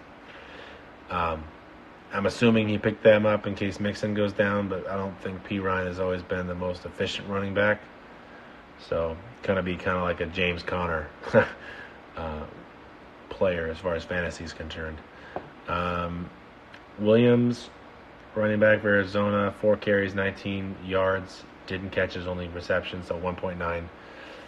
He's definitely the change of pace back for James Conner, but they didn't really run a whole ton, so he didn't get many opportunities. Robert Woods got 13 points, 4 catches, 30 yards, and a touchdown. I'm super surprised that he's not been utilized more. I know he's a good wide receiver. I still stand by my statement earlier in previous weeks where I think Allen Robinson is a better wide receiver than Robert Woods collectively as a career, but also right now, currently, Robinson is not showing that, but Robert Woods is not really getting utilized. He got a touchdown this week, but elsewise, Robert Woods has been a little bit of a disappointment. He had a really good target. He had a lot of targets last week. He had 9 of them, but he only caught 4. So Tannehill's got to fix what he's doing and get his wide receivers the ball. Traylon Burks is going to be out, so it's going to be the Robert Woods show. I think I just said that, but it's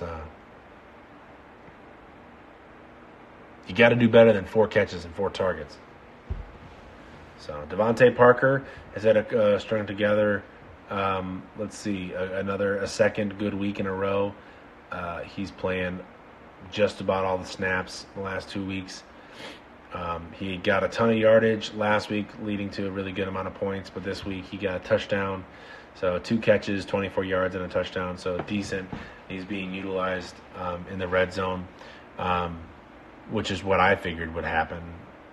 If they're not going to go to Jonnu or Hunter Henry, they're going to go to Devontae Parker or Damian Harris if they're on the goal line. But good job, Devontae, for catching it. I feel like he's going to – I thought he'd be able to get a good rapport with Mac Jones, be that wide receiver 1 aside from – or wide receiver 2 filling that role on the outside along with Jacoby Myers.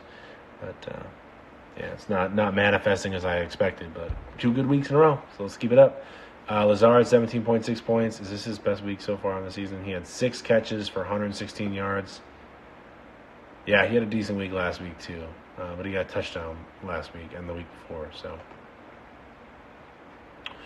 not doing terrible, but we'll see if Dobbs passes him or if Lazard keeps him at bay.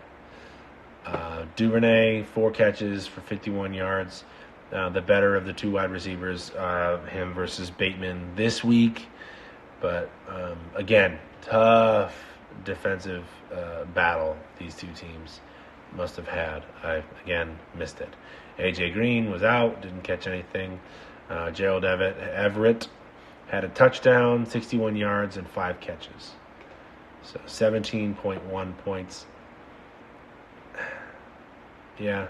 Target share has been a little bit out across the board, 4, 10, 6, 6. But he's not, I don't know. He's had a couple of decent weeks. As far as this goes, he's a pretty decent tight end. I think we'll see if this continues the rest of the season. We're only 4 weeks in, but all right, that is it for Whisker Biscuits and Nashi. Whisker Biscuits so far undefeated at 4-0. Beat Nashi. So we'll see what happens next week. All right, moving on. This is now the farthest I've gotten, BT Dubs. It took 6 more minutes to get through those 3 matches. All right. The 4th matchup this past week. Oh, wait, hold on. I stand corrected. We looked up it was Blue Mitten, JB, and Bumpo on Team Bumpo. Wow, you guys are super original with these names. Blue Mitten blew out Bumpo 136.66 to 88.3. Bumpo had a definite down week, but Blue Mitten's going to be tough this year. Lamar Jackson had a down week this week, 15.06 points, 144 yards passing, a touchdown, 2 picks, and 73 yards on the ground, 11 carries, no touchdowns on the ground. But they lost right at the end on that field goal. Gotta be heartbreaking. But Lamar Jackson did okay, kind of what you expect. But Jamal Williams did amazing, 19 carries, 108 yards, 2 touchdowns, had a 50-plus yard touchdown. I don't know how long that was, but that's a big one. He had caught one pass for a yard. So yeah, doing big things on the ground there in that shootout with Seattle. Every time I say shootout, I keep thinking of Tom Hardy and what is that? What show? I don't know what show that is, but he plays like twins and he's like a shootout. It's a proper shootout.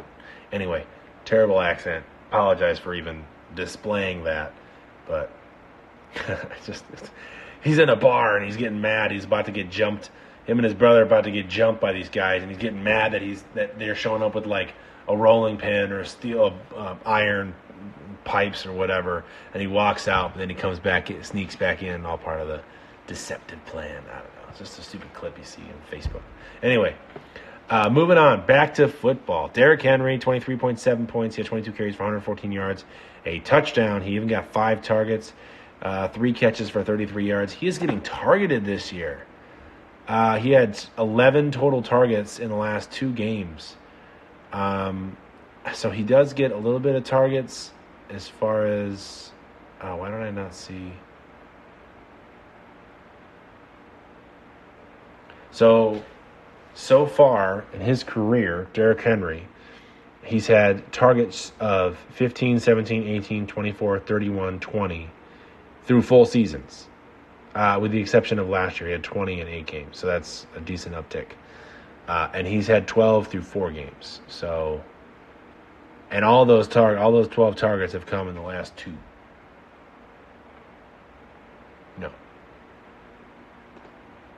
No, one came in the Giants game. Yeah, pretty crazy. Good job, Derrick Henry. 114 yards on the ground, a touchdown. Good game, 23.7 points. Definitely the running backs propping up this score quite a bit. I think might have been the best running back. I got the most points out of running backs out of anybody else this week. All right, moving on. Mike Williams, really one of the only receivers to really do anything in that Charger game outside of Everett catching a touchdown. He did have 7 catches for 11 targets, 120 yards. No touchdowns, but not bad. 20 points, 20 even. So good there. T. Higgins had a really big week, as mentioned previously. I don't understand.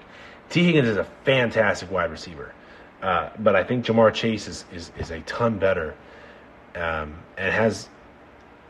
I don't know if it's a scheme or game plan or if it's just how the game breaks, but T. Higgins had 9 targets. He had 7 catches, 124 yards, and a touchdown. He had a really big touchdown, 50-plus touchdown catch.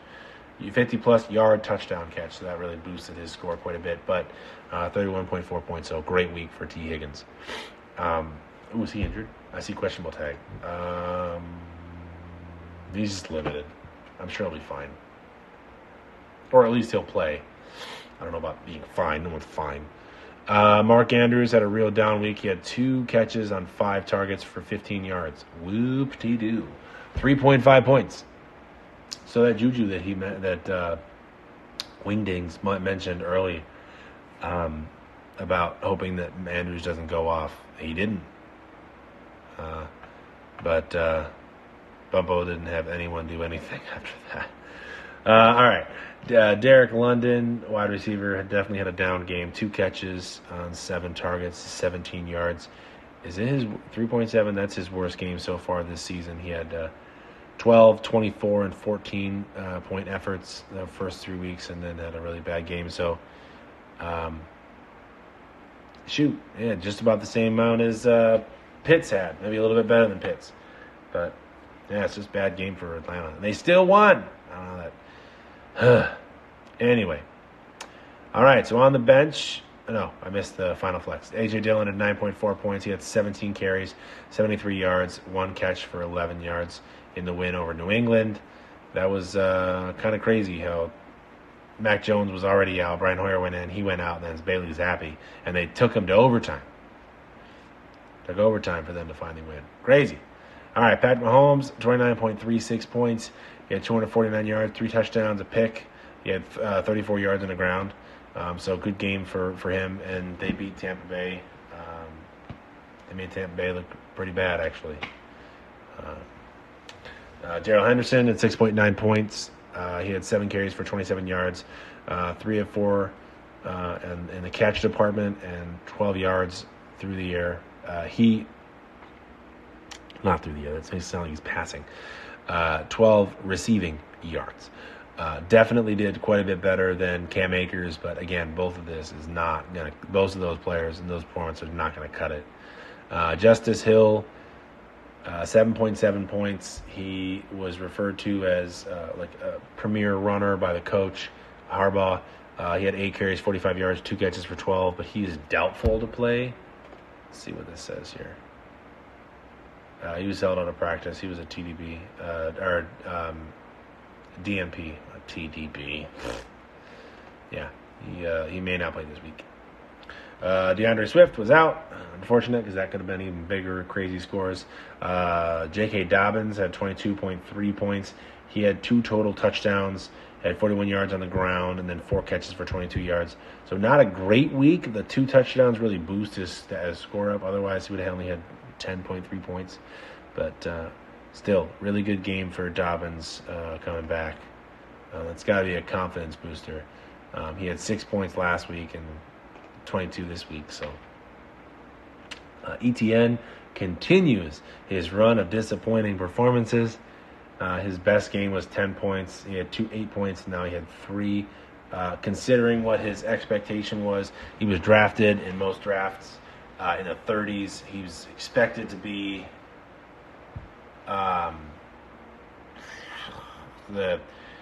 rapport with Trevor Lawrence. I mean, it was just a bad game for Jacksonville. I don't know how they managed to get 21 points, but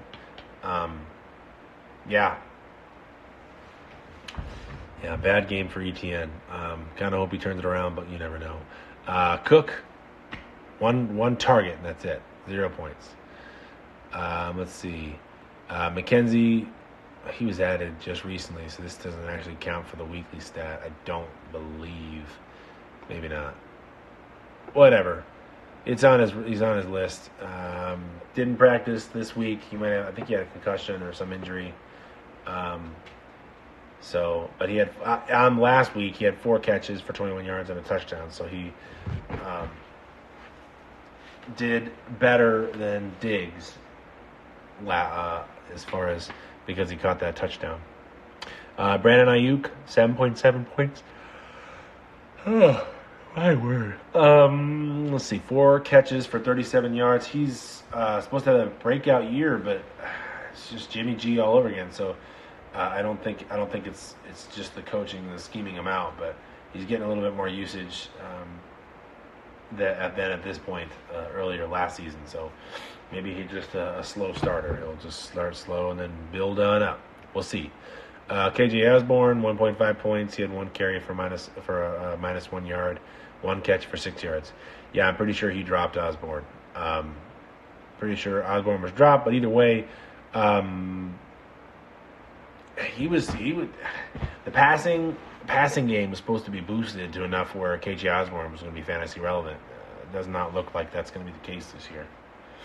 Still, as said earlier, a small sample size, but KJ Osborne is not doing what people expected. I think Irv Smith kind of filled whatever role KJ Osborne was going to take as far as targets and production. Sky Moore, 2 catches for 4 targets, 31 yards. It's just bit of a disappointment, but 5.1 points. Hoorah! Yeah, just he's definitely somebody who's not going to get much playing time until he decides to prove it. Dalton Schultz played last week. I guess he had 3 targets and no catches, so big disappointment for him. But good news is he didn't play. All right, going over to Team Bumpo, 1303. Not sure the significance for all that, but the 1303. He is being super original with this name. Is this always the name? Have I just been like losing my mind? I feel like that's did you change that? I don't know if I changed it or not. Either way. Tua Tagovailoa, talked about him a little bit. Absolutely crazy nastiness with that injury. Hopefully he gets well soon, and I kind of do hope they put him on the IR and can him for the season. Bridgewater showed that he's at least competent and limited reps to keep the team afloat. But Tagovailoa needs to focus on his health and abilities here before trying to just get back out there. But before he was injured, he was 8 of 14 for 110 yards and a pick. 2.4 points. That's a bad week. I had started Tua in another league over Russell Wilson, so boo on me. But up to that point, anyway, justified. Sucks, though, that he got injured. Really does. All right, moving on. Nick Chubb kind of chugging along here. Stinks that they lost, but he, as usual, 20.7 points. He had 19 carries, 118 yards, a touchdown on the ground. He also had 2 catches for 9 yards. It's just sad. But he is definitely not the reason why they are struggling this year. Jacoby Brissett. Sorry, I don't even really think Brissett's the one to blame. It's really special teams and coaching. So get that stuff fixed up. Figure out how to call a game, Brownies. James Robinson, 8 carries for 29 yards. Wow. That defensive front, though, for Philly is pretty impressive. Not surprised. The guy that's supposed to run through the tackles only got 2.9 points. The fact that they were constantly turning the ball over or forcing fumbles for Trevor Lawrence, also not surprised. Just a bad week. Christian Kirk, 9.3 points. He had 1 carry for 3 yards. He also only caught 2 of his 9 targets. He did have a 60 yards because he had one that was over 40, but less than 50, I see. Or no, maybe it just wasn't a touchdown. I don't know how that works. I think the scoring is... Either way. So, yeah, good amount of targets, but definitely did not do anything with it. So I think it was just Trevor Lawrence running for his life, and he just gets credited for the ball is getting tossed in the dirt. I don't know if that's actually true. I'm just guessing here, basing on the stats. And I still don't know how they scored 21 points against Philly, but, keeping it close. Way to go, Jags. Good luck. I think you're playing Houston this week. Yeah, Houston. Could be a big craziness. I don't think anyone expected the Jaguars to be anything to really worry about, but they're really showing that they're not going to just go away. Cortland Sutton, 16.2 points. He had 5 catches on 7 targets for 52 yards and a touchdown. He's been pretty dependable as far as his output, what he gets. Anywhere between 11 and 19 points, but the last 3 weeks has been 19, 17, and 16. That first week of the 11 points. You gotta let Russell Wilson is taking his time to get things moving. He also got his first touchdown of the season this week, so maybe we'll see if he can get some more. David Njoku had 9.7 points. He had caught 5 passes for 73 yards. He also lost a fumble. He's doing a lot better this year than he was doing last year. So he Yeah, getting 23 targets. He's on pace. Let me do some quick math here. Wow, because I can almost math. Just multiply times 4. Stupid. All right. Yeah, he's on pace for almost over 90 targets, and he has never had. Nope, I lied. He had 88 in his second season. He ended up having 145 points. So his best season came in his second season. He ended up having 56 catches, 639 yards, and 4 touchdowns. But we'll see what happens. I don't know why I'm reading all this stuff off. It doesn't quite matter. Maybe it's because I'm a Browns fan. Yeah. Was he injured? He's resting his knee. All good. Cordell Patterson went on the IR. He had 9.8 points before he went out. He had 38 yards and a touchdown, but it's going to be Algiers' show the next 4 weeks at least. And if Algiers is able to capitalize and do big things, he may overtake Patterson, and Patterson may just be change of pace or maybe a wide receiver like he originally is. I don't know why he's a running back now, but hey, they cracked the code on Cordell Patterson. Instead of just being a special teamer return guy, he's doing more for the teams. Well, for the team, Atlanta. Good Lord, is it really that time already? Tyler Higbee. Interesting, playing 2 tight ends this week. 17.3 points, so he definitely did better than Mark Andrews this week. 14 targets, that's huge. 10 catches, 73 yards. So apparently the only person playing football, we'll see next match what Cooper Kupp did, because honestly I don't know. But yeah, it looks like Higbee was the only one that played thus far this game. So Ryan Tannehill, 18.38 points. This is moving off of the active roster and onto the bench. 17 completions, 137 yards, 2 touchdowns. So no real negative plays, but he just didn't do a lot. 137 passing yards. What was it? Derrick Henry got 114 rushing yards. Come on, Tannehill. You gotta do better than that. Just double that and get at least 250 or 230 or something. Give a more respectable score. Carson Wentz. Here we go. Here's the who was I was waiting to see this one. 9.3 points. He had 25 completions on 42 passes, 170 yards. So a little bit better than Tannehill as far as yardage goes. A touchdown, 2 picks. And the touchdown, as we previously discussed, went to Curtis Samuel. But Carson Wentz. This is his worst game thus far this year. Let me just double check that I'm saying that correctly, and it's not, actually. Second worst. He had 2 really good games against Jacksonville and Detroit, and then playing 2 divisional matchups against Philly and Dallas, and flubbed it. Let's see what happens against Tennessee next week. I'll reserve judgment on Carson Wentz until that. Let's see if he... Jacoby Brissett. Oh, he's on a roster. 15.96 points. He had no touchdowns except he had 16 yards on the ground and a touchdown, but no passing touchdowns and 1 pick. Just a bad game. Bad game. Do better, Brissett. All right, Rashad Penny went off. 17 carries, 151 yards, 2 touchdowns, had 40-plus yard touchdown run, and also had 1 catch for 6 yards, but he got 31.7 points. Great job. Unfortunately for Rashad Penny, he doesn't practice today. I think it's shoulder. So if he can't go, then Kenneth Walker, DJ Dallas will be the next guys up. See where they go from there. Damian Harris got a touchdown, so that means he has a decent game.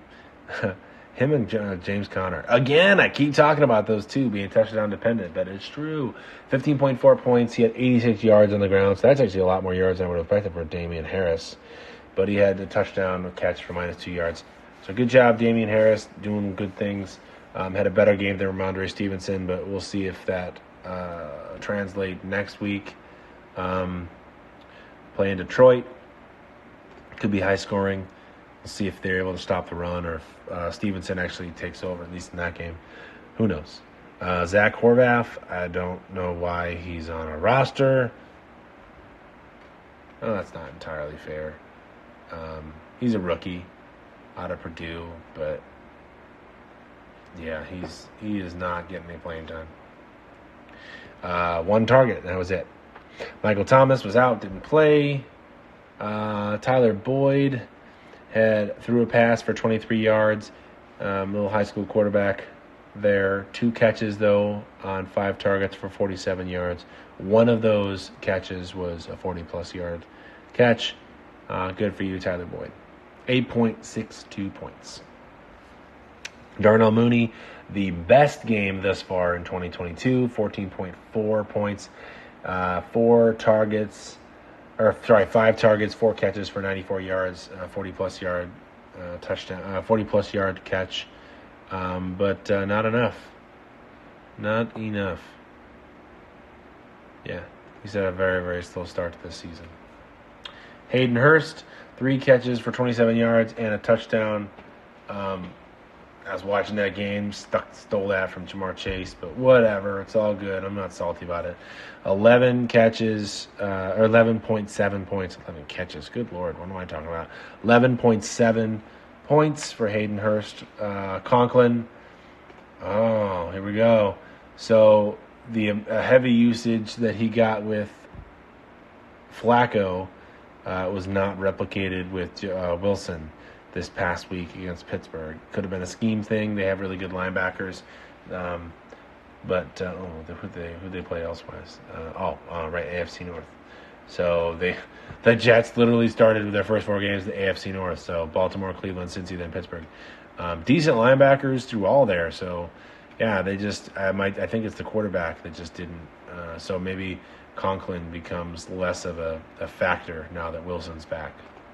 Well, if he gets injured and it ends up being Joe Flacco again, he may be a decent play. All right, and that's the matchup between Blue Mitten and Bumpo. Again, Blue Mitten came out on top, 136.66 to 88.3. A lot of points left on the bench for Bumpo. Not his fault. Just crazy games, but especially with Penny there getting 31 points. Holy mackerel. Big one. All right. Moving on to the final matchup this week. Del Measy managing the team. Del Measy versus Demagreg and Rico's Roughnecks. Roughnecks ended up coming up on top, 148.4 to 113.94. For Del Measy, Aaron Rodgers had 20.14 points, 250 passing yards, 2 touchdowns, a pick. Could have been a little bit better of a game, probably more like 27, 28 points. No, it would have been 28, 29 points if Dobbs had caught that pass. That was a big touchdown. It would not have gone to OT, but that was a big thing he dropped. I'm surprised. But decent game for Rodgers. Not great, but good enough. Dalvin Cook, here we go. He had 20 carries, so he's definitely getting usage. So I guess I stand a little bit corrected. He got 2 catches for 10 yards, but he got 76 yards on the ground, so he got 10.6. Didn't find the end zone. Didn't matter. They still won. But I think Dalvin Cook has taken a little bit of a hit. They're passing inside the 5-yard line more than they're running inside the 5-yard line. So Dalvin Cook's not getting the red zone looks, those touchdowns. So I think that's one of the reasons, the biggest takeaways from this scheme change. So Chase Edmonds got 10 points even. Only had 5 carries for 6 yards. 2 catches, 14 yards, and got a touchdown. That touchdown saved his score. Yikes. But it looks like Mostert has really supplanted Edmonds, but Edmonds still gets the looks as far as still getting these targets and opportunities. They paid the guy a ton. He was the biggest running back contract this offseason, and Mostert was kind of seeming as an afterthought. But both of these guys are both talented, so hopefully they can get they can both get things going, both be efficient. Again, that was a loss to Cincinnati. Miami should turn it around. Hopefully Teddy Bridgewater can keep doing what Tua had going this year. Alec Pierce, 13 points. Good job for you. Had 4 catches, 80 yards, and 1 catch that was a 40-plus yarder. So he had 13 points. That's I would have thought, a risky play, but great job. I know he got 13 points, but what did he get previously? Yeah, he had 9 points on the season, and he got 13 in this last week. So good job, Pierce. Richie James had minus 0.1. That's unfortunate. Had 1 catch for 9 yards and lost a fumble. So, yikes. 3 targets in that win over Chicago. I don't know. Crazy game. Chicago, apparently, everyone plays down when they play against Chicago. So, Travis Kelce, 24.2 points, 9 catches on 10 targets, 92 yards and a touchdown. You can't ask for much more from a guy. He's going to produce. He's pretty much very Mr. Consistent when it comes to tight end producing value. Actually, I do want to see that. Let's see. Yeah, he's been the number 1 or number 2 option since 2016. So that's 1, 2, 3, 4, 5, 6, 7 seasons. It's absolutely crazy. Yeah, that's nuts. He was the number 2 tight end to Mark Andrews after Mark Andrews had almost 300 points last year. But he's always been a top 10 tight end since he came in the league. He was 10 his rookie season, his sophomore year was 9, and then it's been top tight ends. Pretty crazy. Very consistent for Travis Kelce, probably one of the best tight ends KC has had, and that including Tony Gonzalez. So, Marquise Brown, 20.8 points. Good game for you. 6 catches on 11 targets, 88 yards, and a touchdown. Good job. One of the last few games he's going to have as far as without D-Hop. So we'll see what happens when he comes back. We'll kind of how that muddies the water there as far as wide receivers, but for the Cardinals. But, yeah. Jerry Jeudy, 15.3 points, 4 catches, 5 yards, 53 yards, and 4 catches on 5 targets, 53 yards, and a touchdown. Can you tell I'm kind of tired? I don't know. Moving on. Decent game for him. Not enough, again, to change the tide there to get the win, but got the touchdown. So did Cortland Sutton. Got a touchdown as well. So they're both doing pretty good there, Jerry Jeudy and Cortland Sutton down in Denver. So hopefully Russell Wilson's able to keep it going and they can do big things. Matt Ryan, 22.84 points, one of his best games in the loss to Tennessee. 356 yards. That's a lot of passing yards. 2 touchdowns. He did throw a pick, and he also lost a fumble, so he could have had like 25 or 26 points there, but still pretty good. I know that they lost, but unfortunate. Marlon Mack, questioning why he's on the roster. He's a San Fran running back, but they also have a couple in front of him. So sad because he was a good running back, 1,000-yard rusher, and then his Achilles got torn, and then next thing you know, the Colts accidentally drafted one of the best running backs in football, Jonathan Taylor, and so he kind of got left behind, and he's still trying to make a name for himself again after that Achilles injury. So see what happens. See what happens. I'm always saying that. Regardless. Instead of anyways. Madison had 8.8 points, 3 carries for 3 yards, but he had 1 catch of 15 yards and a touchdown. I think it was the first touchdown of the game. Madison, he's not really going to be someone you can rely on until Dalvin Cook goes down. Considering the usage Dalvin Cook got, should still be as usual. Madison should still produce RB1 type numbers if he ever does get in front of Dalvin Cook for a week. Joshua Kelly, 1.5 points. He had 4 carries, 15 yards, and didn't catch either of his 2 targets. Yeah, bad week. Keenan Allen also out. Unfortunately, didn't get anything. Russell Gage Had a great week last week and followed it up with 2 catches for 24 yards this week, 4.4 points. So not great. He had like 11 targets or 10 targets, something crazy, maybe more than that. Last games he did good, but yeah, this is a dud for sure. Devin Sills, 1.5 points. He had 1 catch for 5 yards. This guy's got a lot of homers on this team. Yeah, Richie James. Tell he's a Giants fan. Wan'Dale Robinson had Galladay, but he dropped him thankfully. Let's see. Laviska Shenault had 1 carry for no yards, had 0 points. I don't understand why they picked him up, and they're not using him.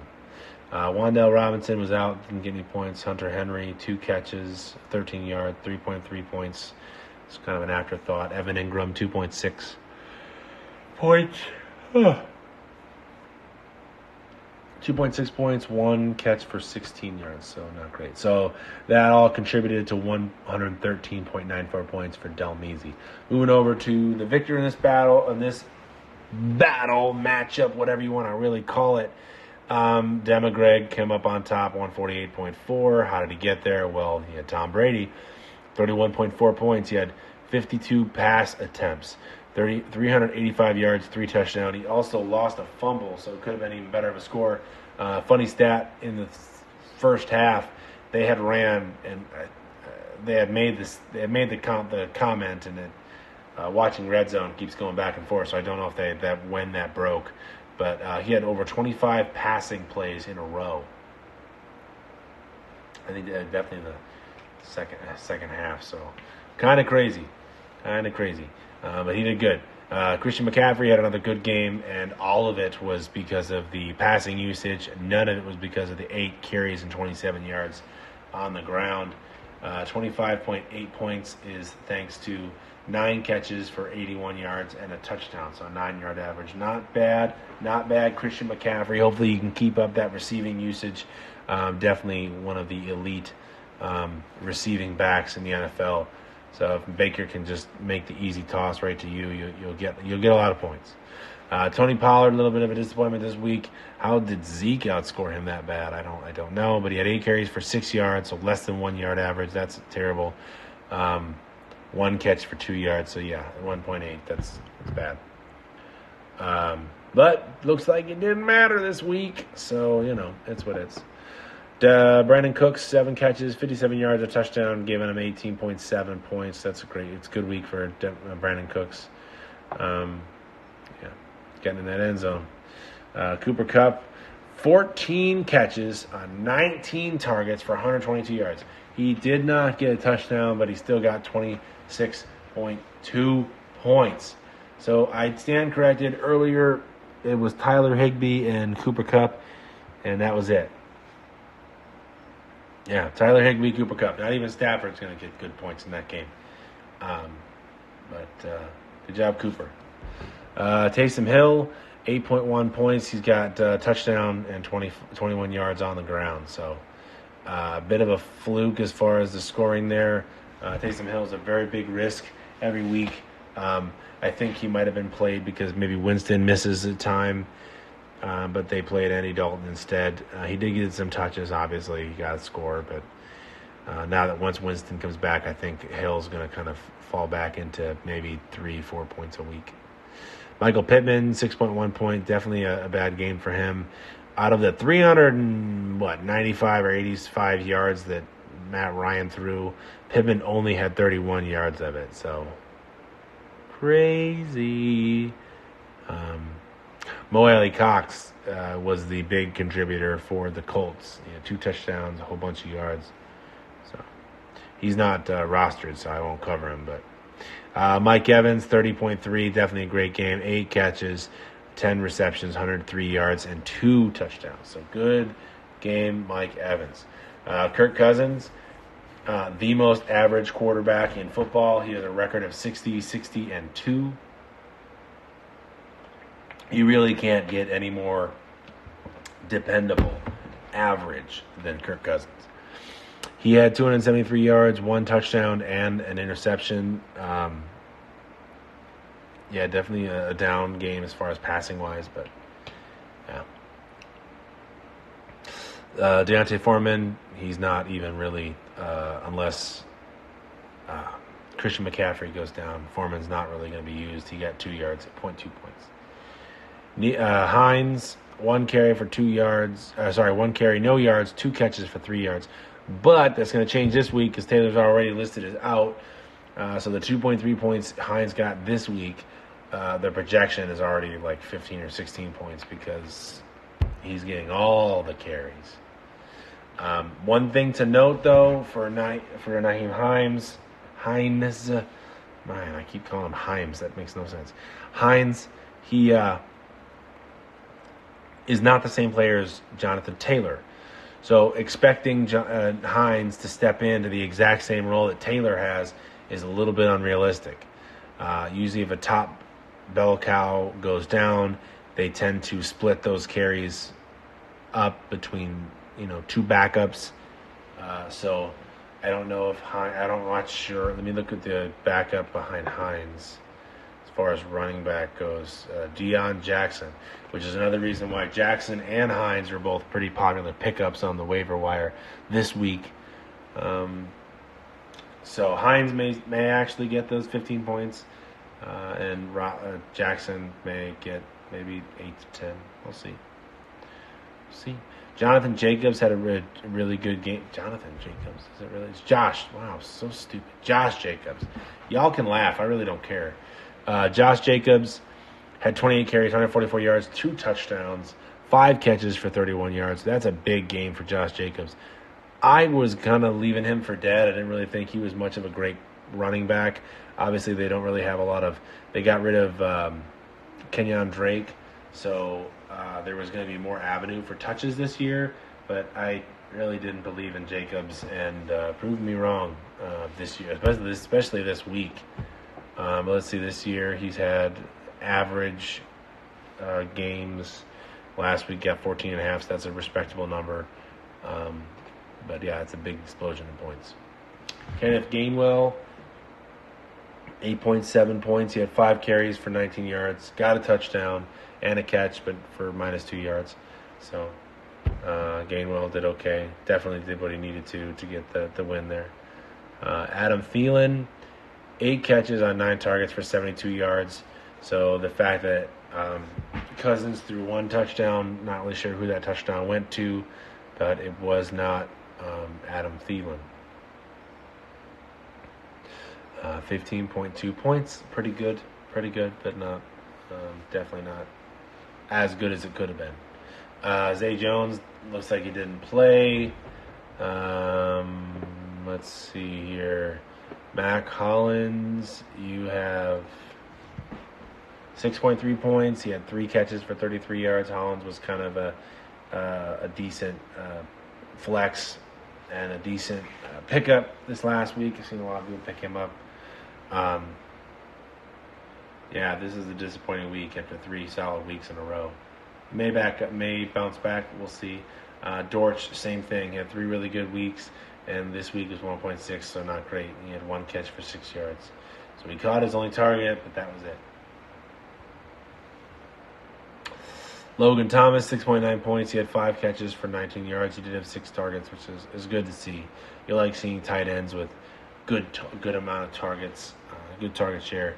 That should usually tell them that it's getting up there and it's getting late.